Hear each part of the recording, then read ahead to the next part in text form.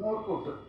மோர்க்கூட்டுக்கு எப்படி பண்ணணும்னா, சவுச்சவுவில் பண்ணலாம், வெள்ளை பூசணிக்காயில் பண்ணலாம், வாழைக்காயில் பண்ணலாம், வாழைத்தண்டில் பண்ணலாம். இதிலெல்லாம் மோர்க்கூட்டு பண்ணுறதுக்கு காயை நறுக்கி வச்சுக்க வேண்டியது.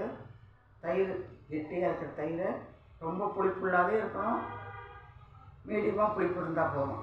4 பேர் சாப்பிட்றாப்புல இருந்தால் ஒரு 100 கிராம் தயிர் இருந்தால் போதும். ரொம்ப புளிப்பாக இருந்தால் ஒரு 2 கரண்டி பாலையும் அதில் கலந்துக்கலாம்.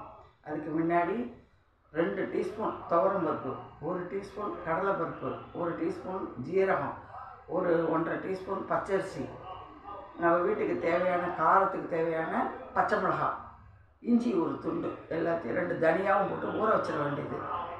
என்ன காய் போடுறோமோ இந்த காயெல்லாம் தான் மோர்க்கூட்டு பண்ணணும். சவுச்சவு, வாழைத்தண்டு, வெள்ளை பூசணிக்காய், வாழைக்காய், வாழைத்தண்டு, இதெல்லாம் மோர்க்கூட்டு பண்ணலாம். இதெல்லாம் எந்த காய் நம்ம பண்ணுறோமோ முதல்ல காயை நெருக்கி அதுக்கு வேக வச்சுக்க வேண்டியது. வெறும் ஜலத்தில் உப்பு போட்டு வேக வைக்க வேண்டியது. மஞ்சள் பொடி போட வேண்டாம். மஞ்சளாக வேணும்னா தான் துளி மஞ்சள் பொடி போடணும், இல்லாட்டா மோர்க்கூட்டுங்கிறது ஒயிட்டாக தான் இருக்கணும்.